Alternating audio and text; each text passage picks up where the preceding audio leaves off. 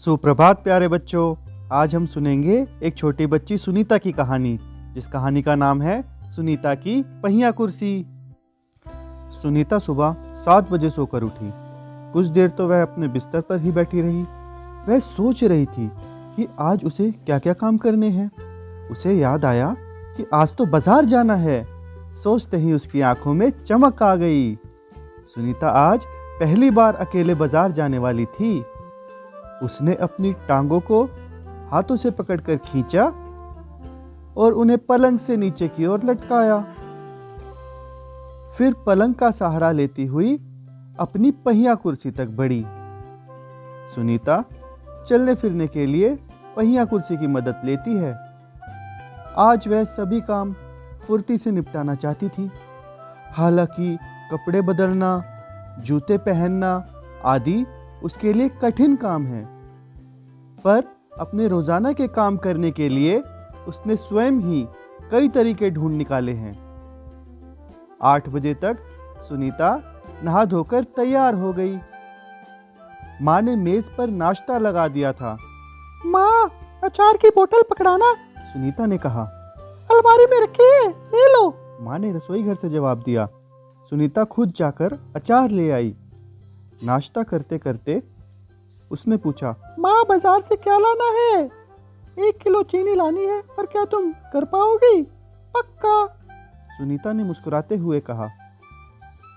सुनीता ने माँ से झोला और रुपए लिए अपनी पहिया कुर्सी पर बैठकर वह बाजार की ओर चल दी। सुनीता को सड़क की जिंदगी देखने में मजा आता है। क्योंकि आज छुट्टी है, इसलिए हर जगह बच्चे खेलते हुए दिखाई दे रहे हैं। सुनीता थोड़ी देर रुककर उन्हें रस्सी कूदते, गेंद खेलते देखती रही। वह थोड़ी उदास हो गई। वह भी उन बच्चों के साथ खेलना चाहती थी। खेल के मैदान में उसे एक लड़की दिखी, जिसकी माँ उसे वापस लेने के लिए आई थी। दोनों एक दूसरे को टुकुर टुकुर देखने लगे। फिर सुनीता को एक लड़का दिखा। उसे बाकी बच्चे छोटू छोटू बुलाकर चिढ़ा रहे थे। छोटू छोटू छोटू छोटू। उस लड़के का कद बाकी बच्चों से बहुत छोटा था। सुनीता को यह सब बिल्कुल अच्छा नहीं लगा। रास्ते में कई लोग सुनीता को देखकर मुस्कुराए, जबकि वह उन्हें जानती तक नहीं थी।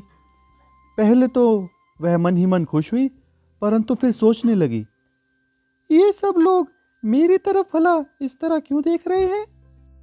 खेल के मैदान वाली छोटी लड़की सुनीता को दोबारा कपड़ों की दुकान के सामने खड़ी मिली। उसकी माँ कुछ कपड़े देख रही थी। तुम्हारे पास ये अजीब सी चीज क्या है? उस लड़की ने सुनीता से पूछा। ये तो बस एक, सुनीता जवाब देने लगी, परंतु उस लड़की की माँ ने गुस्से में आकर लड़की को सुनीता से दूर हटा दिया। इस तरह का सवाल नहीं पूछना चाहिए फरीदा, अच्छा नहीं लगता। मैं दूसरे बच्चों से अलग नहीं हूँ, सुनीता ने दुखी होकर कहा। उसे फरीदा की माँ का व्यवहार समझ में नहीं आया। अंत में सुनीता बाजार पहुंच गई।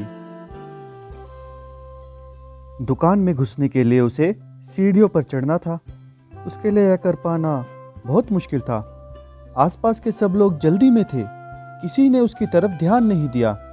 अचानक जिस लड़के को छोटू कहकर चिढ़ाया जा रहा था, वह उसके सामने आकर खड़ा हो गया। मैं अमित हूँ, उसने अपना परिचय दिया।